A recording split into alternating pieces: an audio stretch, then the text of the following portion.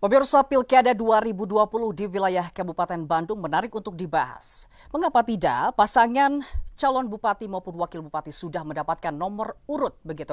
Lantas, seperti apa strategi mereka untuk mendapatkan politik dan pemilih pemula? Kita akan membahasnya bersama satu narasumber di samping saya. Pasangan nomor urut 01, ada Nia Agustina dari sebagai calon bupati begitu ya. Assalamualaikum warahmatullahi wabarakatuh. Waalaikumsalam warahmatullahi wabarakatuh. Sehat Teh Nia? Alhamdulillah. Sehat ya? Alhamdulillah. Begini Teh Nia, kalau kita bicara soal politik dan pemilih pemula begitu ya. Di Kabupaten Bandung kurang lebih ada sekitar 30.000. Kalau kita lihat angka 30.000 ini cukup luar biasa, cukup besar begitu. Lantas ini juga harus namanya pembentukan strategi untuk mendapatkan dari pemilih pemula tersebut gitu. Lantas sebetulnya kalau kita bicara soal bagaimana mendapatkan get voter gitu, seperti apa strategi yang sudah dipersiapkan dari pasangan 01 untuk mendapatkan hak dari suara seperti apa? Iya, hatur nuhun pisan ya, Kang Iwan ya. Iya. Jadi seperti yang kita pahami bersama, jelang 9 Desember ini di Kabupaten Bandung khususnya akan diselenggarakan pesta demokrasi yang mana pada hakikatnya ini merupakan momentum yang unik karena pilkada kali ini dilakukan di masa pandemi corona yang tentu saja akan berdampak dan berimplikasi terhadap proses kampanyenya itu sendiri ataupun banyak hal-hal yang diadaptasikan dengan situasi yang sama sekali belum pernah kita bayangkan sebelumnya. Karenanya pada kesempatan kali ini tentu saja sesuai dengan amanat yang diberikan oleh KPU dan Bawaslu Kabupaten Bandung, ini menjadi sangat penting untuk menyampaikan pesan kampanyenya harus dilakukan secara tadi menjaga protokol kesehatan. Menjaga protokol kesehatan. Betul, ya? Menjaga protokol kesehatan. Dan ada PR lain sebenarnya. Di masa-masa pilkada sebelumnya juga minat animo masyarakat terhadap pencoblosan harus dijaga. Kenapa?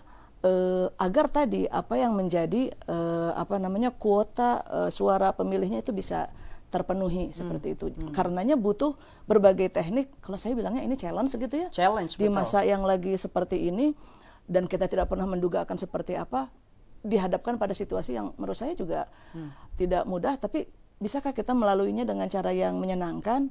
Karenanya tadi melihat potensi suara pemilih pemula yang di angka 30.000 ini kan ini merupakan peluang yang cukup besar. Tapi kita dihadapkan pada karakter dari pemilih pemula ini yang kebanyakan diwakili oleh umur-umur milenial seperti itu ya.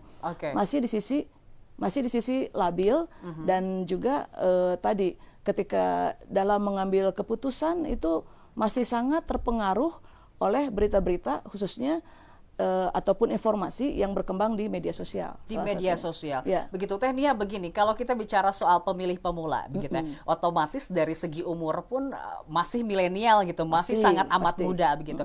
Kemudian dari sifatnya pun masih acuh tak acuh terhadap politik begitu. Beberapa masih ada acuh tak acuh terhadap politik gitu. Lantas sebetulnya untuk mendapatkan suara tersebut begitu, apa yang nantinya akan dilakukan oleh pasangan nomor urut 1?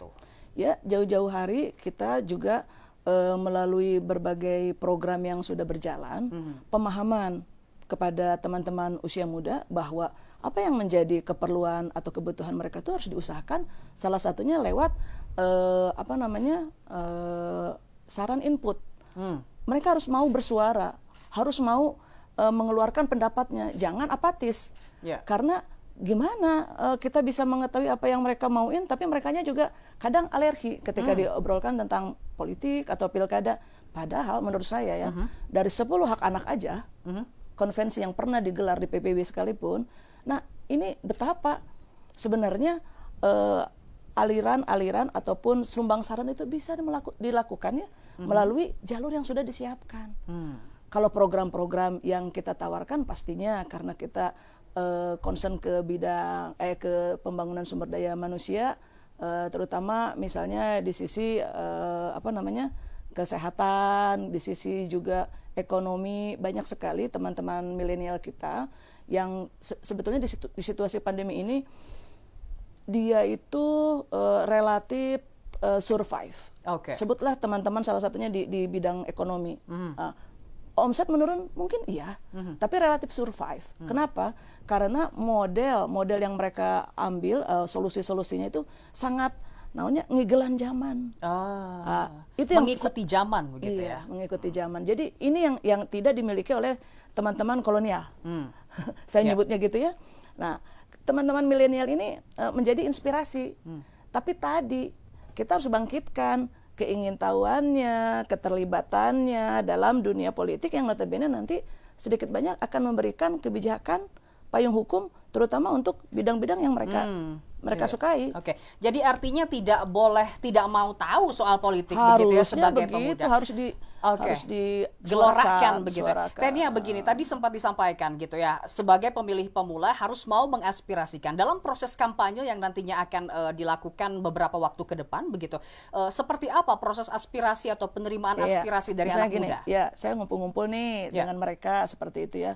Terus beberapanya berujar seperti ini, Bu, kalau kita punya ya di pariwisata katanya gitu, apa sarana atau akomodasi yang naon eta teh kabedag.